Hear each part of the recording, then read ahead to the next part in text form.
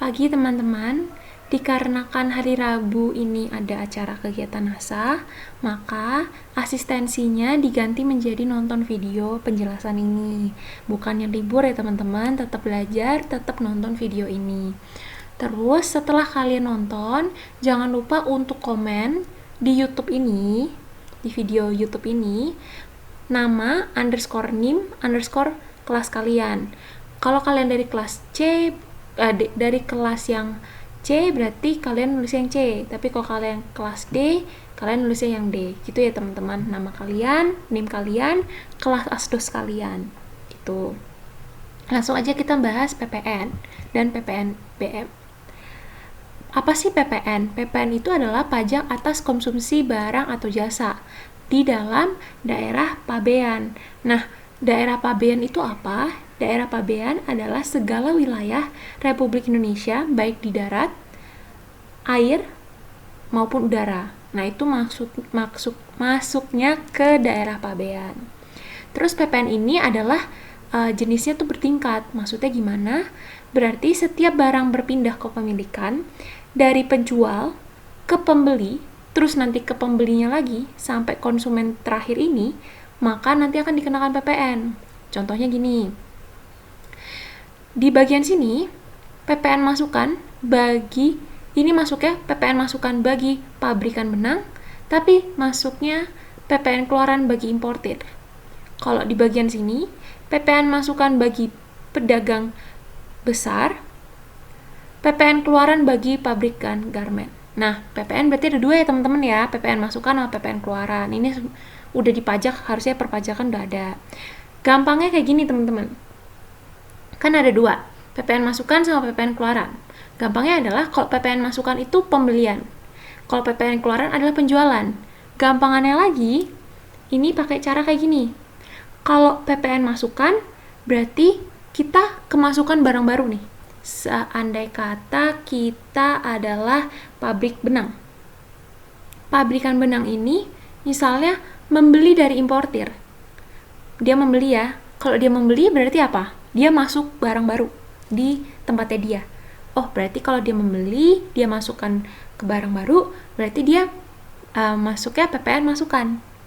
Tapi kalau pabrikan benang ini menjual, berarti mengeluarkan barangnya, berarti masuknya PPN keluaran, gitu ya. Jadi terserah teman-teman mau PPN masukan kalian ngafalnya pembelian atau berdasarkan barangnya. Kalau barangnya masuk berarti beli, berarti masukan. Kalau barangnya itu keluar dari perusahaan itu berarti PPN keluaran. Itu terserah kalian, keywordnya mau cari gampangnya kayak gimana. Lanjut ke subjek pajak PPN. Subjek pajak PPN, ini yang pertama ada PKP, pengusaha kena pajak, yang dikukuhkan dengan MPPKP. Nah, MPPKP berarti kan dia itu penghasilannya lebih dari 4,8 miliar, gitu ya. Terus, kalau nanti ada nanya, loh kalau misalnya bukan PKP, boleh nggak sih Kak jadi subjek pajak PPN? Ya bisa, bukan PKP. Kalau misalnya pengusaha kecil itu mau jadi PKP supaya bisa jadi subjek pajak PPN, itu bisa. Kenapa hal ini terjadi? Biasanya, contoh, karena berhubungan dengan bisnis dengan pemerintah atau perusahaan besar yang memerlukan atau mengharuskan adanya faktur pajak, mengeluarkan faktur pajak. Berarti pengusaha kecil ini harus mengukuhkan perusahaannya menjadi PKP, gitu ya. Tapi kalau pengusaha kecil itu nggak mau jadi PKP, ya nggak apa-apa. Berarti dia tidak akan jadi subjek pajak PPN. Yang ketiga, objek pajak atau objek pribadi atau badan yang mengimpor barang kena pajak berwujud atau memanfaatkan barang kena pajak tidak berwujud atau jasa kena pajak dari luar daerah pabean. Contohnya, kalau PPN impor berarti karena impor adalah konsumsi, gitu. Terus yang keempat adalah melakukan pembangunan rumahnya sendiri. Nah, kalau misalnya dia membangun rumahnya sendiri, nanti yang setidaknya itu 200 meter persegi besar rumahnya itu, berarti dia masuk subjek pajak PPN. Yang terakhir adalah pemungut PPN yang ditentukan oleh pemerintah. Jadi bendaharaan pemerintah adalah pemungut PPN. Nanti dia akan jual ke pemerintah atau PPN tidak dibayarkan kepada penjual, namun langsung disetorkan ke bendaharawan ke kas negara, gitu ya. Terus kita lagi habis ngomongin subjeknya berarti orangnya. Orangnya itu siapa? Kita ngomongin objeknya, barangnya seperti apa, gitu ya.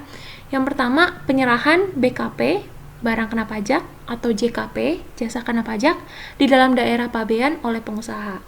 Nah, ini maksudnya penyerahannya itu bisa dalam bentuk perjanjian, jual beli, pemakaian sendiri, pemberian cuma-cuma, penyerahan dari pusat cabang, dan penyerahan konsinyasi. Terus berikutnya adalah impor BKP berwujud. Nah, impor juga merupakan kegiatan konsumsi, jadi dia pasti dikenakan PPN atas kegiatan impor. Nah, PPN impor ini dipungut oleh Direktur Jenderal Bea Cukai, DJBC, gitu ya. Terus, pemanfaatan BKP tidak berwujud atau JKP dari luar daerah pabean. Nih, contoh BKP tidak berwujudnya itu misalnya gini. Pengusaha A di Jakarta menggunakan hak merek yang dimiliki oleh B yang ada di Hong Kong. Nanti berarti jasa kena pajak itu misalnya menggunakan jasa konsultasi dari luar negeri. Terus yang keempat adalah ekspor BKP atau JKP. Nah, ini mempunyai tarif 0%. Jadi setiap ekspor itu 0%. Kenapa ekspor itu 0%? Karena ini teman-teman, harapannya ini mendorong orang-orang untuk menjual produknya ke luar negeri.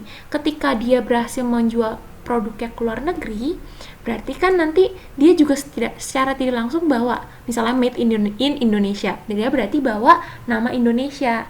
Nah, harapannya ini akan mendorong orang-orang untuk lebih giat menjual produknya ke luar negeri, sehingga barang Indonesia ini nggak kalah saing dengan barang-barang yang ada di luar, gitu ya. Makanya ekspornya tarifnya 0. Lanjut, kita bahas barang. Barang itu apa sih? Nah, barang itu dibagi menjadi 2, barang berwujud sama barang tidak berwujud.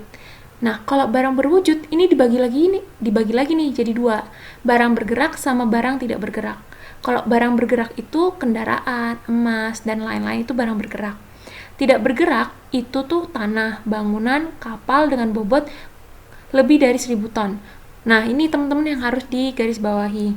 Kayak kalau misalnya bergerak, kalian nanti mikir, loh kak, kapal kan juga bergerak. Tapi dilihat dulu, kalau lebih dari 1000 ton, berarti itu kayak udah berat banget. Berarti itu dia masuknya tidak bergerak, gitu ya. Terus, selain itu ada barang tidak berwujud. Contohnya itu hak atas merek dagang, hak paten, dan hak cipta. Nah, berikutnya adalah jasa. Jadi, jasa merupakan setiap kegiatan pelayanan berdasarkan suatu perikatan atau perbuatan hukum yang menyebabkan, yang pertama, suatu barang. Suatu barang ini misalnya jasa kontraktor. Dia kan akan menimbulkan bangunan yang akan dipakai. Bangunan itu dianggap sebagai suatu barang, suatu fasilitas yang akan nanti dipakai. Makanya, dia masuk ke menghasilkan suatu barang. Misalnya gitu ya. Terus, yang kedua adalah fasilitas. Nah, ini fasilitas contohnya itu jasa sewa kendaraan. Berarti kan ada fasilitas mobil, ada wadah mobil yang akan dipakai untuk melakukan jasa tersebut. Makanya dia termasuk ke dalam fasilitas. Terus yang ketiga, menyebabkan kemudahan. Misalnya jasa pengurusan surat. Nah, ini kan akan membantu kita dalam kemudahan dalam bidang administrasi kan. Jadi dia bakal ngurus-ngurusin surat kita. Yang keempat adalah hak, misalnya jasa notaris, pengurusan hak paten, dan lain-lain. Nah, ini juga tersedia untuk dipakai, dan termasuk jasa yang dilakukan untuk menghasilkan barang karena pesanan atau permintaan dengan bahan dan atas petunjuk dari pemesanan. Itu artinya jasa. Tadi udah ngomongin barang, sekarang ngomongin jasa. Terus kita ngomongin nih, tadi udah ngomongin barang, berarti kita jelasin apa sih barang yang tidak kena PPN. Nah, ini ada 4 ya teman-teman. Barang hasil pertambangan atau hasil pengeboran yang diambil langsung dari sumbernya. Terus yang kedua, barang kebutuhan pokok yang sangat dibutuhkan oleh rakyat banyak. Contohnya kayak gini teman-teman. Kan beras, terus kedelai, garam, dan semua ini adalah kebutuhan pokok yang yang anggapannya tuh dipakai sehari-hari oleh masyarakat. Makanya karena ini sangat dekat dengan masyarakat, tidak dikenain PPN. Karena kalau dikenain PPN akan menyusahkan masyarakat dalam melanjutkan kehidupannya. Jadi dia nggak bakal kena PPN kalau barang-barang pokok. Terus yang ketiga adalah makanan dan minuman yang disajikan di hotel, restoran, dan teman-temannya. Terus yang keempat adalah uang, emas batangan, dan surat berharga. Itu nggak kena PPN. Terus jasa yang tidak kena PPN, ini ada banyak banget contohnya ya. Ada jasa pelayanan kesehatan, sosial, pengiriman surat, keuangan, asuransi, dan teman-temannya. Ini bisa dibaca sendiri ya. Nah, ini ada jasa perhotelan, jasa boga atau catering. Gitu. Terus kita ngomongin tarif PPN nih. Nah, tarif PPN ini ada dua, yang 10%, tarif 10%, kalau ekspor berarti 0%. Alasannya tadi, biar mendorong orang untuk lebih giat menjual produknya ke luar negeri, gitu ya. Terus, untuk yang 10% ini ada situasi khusus juga.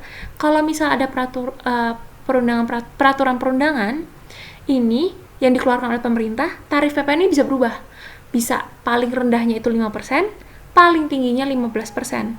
Nah, contohnya tuh apa sih? Kalau ini tuh berubah ketika, contoh ya, yang 15%.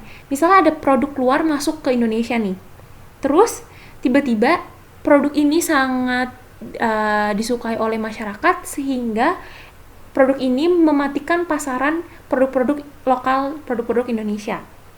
Nah, ketika dia mematikan pasaran, berarti kan produk Indonesia kalah saing dong.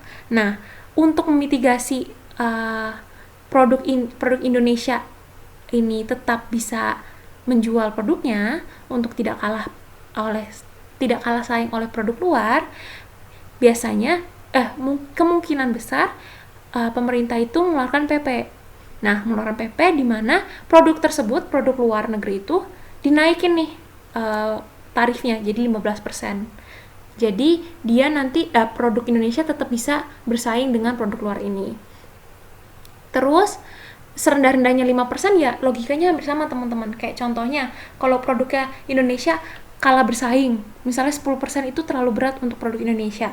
Ya kalau misalnya situasinya emang benar-benar sangat tidak memungkinkan produk ini tetap bisa dijual, maka mungkin PP bakal dikeluarin PP untuk merendahkan tarif produk itu menjadi 5%. Tarif PPN-nya jadi 5%. Gitu. Untuk DPP ada harga jual. Harga jual itu untuk barang. Kalau penggantian atau penyerahan jasa kena pajak itu untuk jasa. Terus untuk nilai impor itu carinya CIF ditambah bea masuk ditambah pungutan lain yang sah. Terus ada nilai ekspor. Nilai ekspor ininya 0% gitu ya. Terus nilai lain, ada nilai lain. Nilai lain ini PPN untuk membangun sendiri adalah 10%. Jadi DPP-nya 10% dikali 20% dikali nilai bangunan. Terus ini untuk pemakaian sendiri atau pemberian cuma-cuma. Terus HPP ini nanti harga jual atau penggantian dikurangin laba kotor. Terus penyerahan barang pusat ke cabang nantinya pakai HPP gitu. Lanjut, untuk PPN membangun sendiri, ini merupakan kegiatan membangun bangunan yang dilakukan tidak dalam kegiatan usaha atau pekerjaan oleh OP atau web atau atau badan yang hasilnya digunakan sendiri atau digunakan pihak lain. Ini ya, luasnya itu paling sedikit 200 meter persegi. Saat terutangnya kapan? Saat mulai dibangunnya bangunan tersebut. Terus pembayaran, pembayaran PPN-nya itu dikenakan setiap bulan sebesar 10% dikali DPP.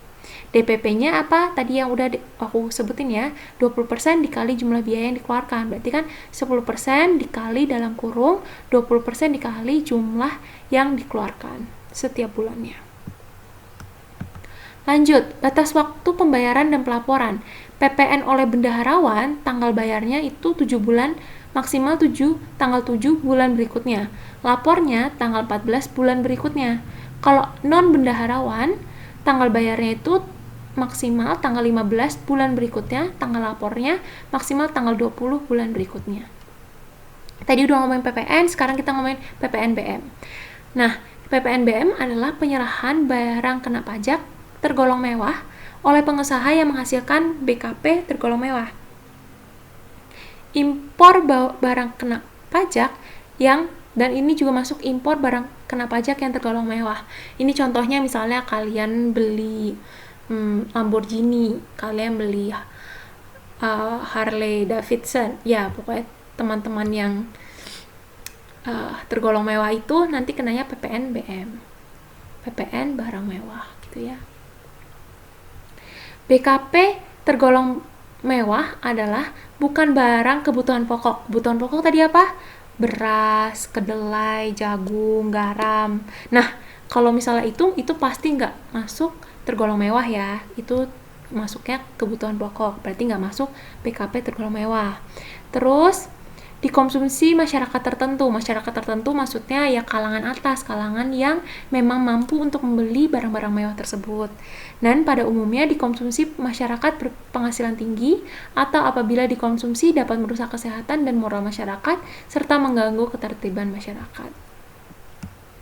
Terus, PPNBM hanya dipungut atau dikenakan satu kali saja, yaitu pada waktu penyerahan oleh pabrikan atau produsen BKP yang tergolong mewah dan impor BKP tergolong mewah. Penyerangan BKP ini, tergolong mewah ini, pada tingkat distribusi selanjutnya tidak dipungut PPNBM. Ya, tadi kalau teman-teman lihat PPN itu bertingkat, setiap bulan itu kena.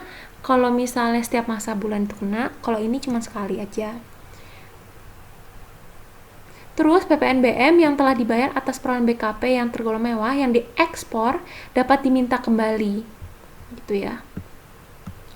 Lanjut, yang terakhir nih, tarif PPNBM. Tarif PPNBM itu bisa 10% sampai dengan 200%. Nah, ini berdasarkan pada pengelompokan BKP tergolong mewah, terutama berdasarkan tingkat kemampuan golongan masyarakat yang menggunakan barang tersebut. Jadi ini nanti ada tingkatannya. Kalau paling kecil 10%, paling tingginya 200%. Untuk ekspor tetap ya teman-teman 0%. Jadi kalau misalnya teman-teman ngeproduksi barang mewah, kalian ekspor keluar, tarifnya 0 teman-teman. Itu penjelasan terkait PPN dan PPNBM ya. Berikutnya aku mau ngajarin cara penginputan awal e-faktur dummy SPT PPN 1111. Nah, yang pertama kalian harus lakuin adalah install e-faktur dummy-nya dari Flearn. Bisa dicari ya teman-teman ya di bagian PPN. Nah, setelah itu nanti di download, download, nanti ketemu ini nih, bentukannya RAR. Nah, RAR ini bisa kalian tujukan ke folder yang kalian inginkan, tempat folder yang kalian inginkan. Terus setelah itu kalian langsung ekstrak here aja. Kalau misalnya tetap di tempat download, berarti pilihannya nanti extract files. Terus kayak biasa ya teman-teman ya, teman-teman nanti tinggal milih mau ekstrak ke file mana gitu.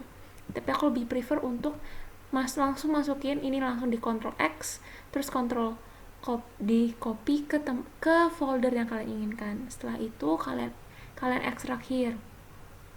Setelah kalian ekstrak here, nanti kebuka yang ini teman-teman, e-faktur dummy Windows ini application.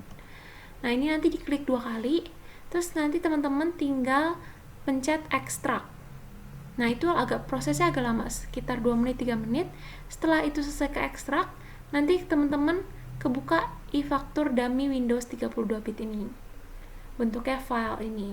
Nah, karena satu file ini hanya bisa dipergunakan untuk satu nama, jadi kalau kalian nyoba-nyoba pakai soal A, terus nanti dites soalnya itu B dengan nama yang berbeda, ini nggak bisa dipakai lagi nih teman-teman. Jadi sarannya untuk mempermudah kalian,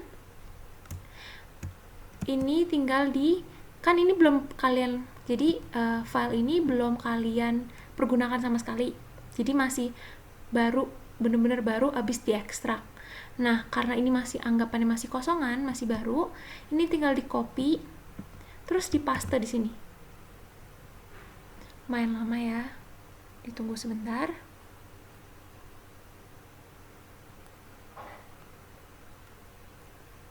Nah, ini gunanya apa teman-teman? Jadi gunanya kalian nggak perlu repot-repot nge-ekstrak lagi, karena ekstrak itu lumayan lama, sekitar 2 menit 3 menit. Nah, kalau misalnya kalian punya kayak gini, jadi udah enak nih. Terus kalau kalian misalnya, "Kak, aku mau bikin lagi." Ya udah tinggal di paste lagi. Ingat ya teman-teman, copy pastenya adalah copy paste file yang memang belum pernah dipakai. Kalau kalian nge-copy paste file yang udah kalian coba-coba, sama aja bohong gitu ya, karena itu udah keisi. Makanya setelah itu diekstrak, setelah ini diekstrak, keluar ini belum diapa-apain, langsung aja dipaste. Ini secara nggak langsungnya ini kayak cara bikin database gitu ya. Oke, jadi yang ini yang buat kita buat aku nunjukin nanti. Nah, inilah nanti yang misalnya aku mau ngerjain soal A nih, nanti aku pakai yang ini gitu. Oke, habis itu kita masuk ke ifaktor dam yang ini ya. Terus kita buka readme-nya dulu. Setelah kita buka readme, kita buka yang ini, e-tax invoice. Kita buka. Lumayan lama, sebentar.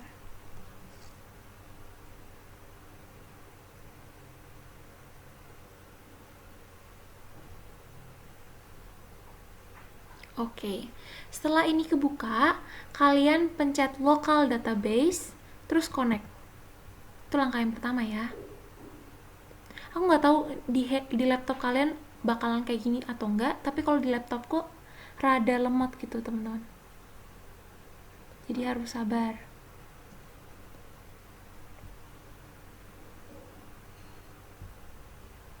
Oke. Setelah itu nanti muncul ini teman-teman. Nah, kalian inilah gunanya readme. Di sini tinggal di ini aja nih. Sebentar, aku lihat bisa copy paste nggak ya? Kalau bisa copy paste, bener-bener. Oke. NPWP-nya pakai yang di readme, gitu ya. Tinggal di copy paste. Untuk sertifikat user, kita klik open. Terus tadi kita cari di bukan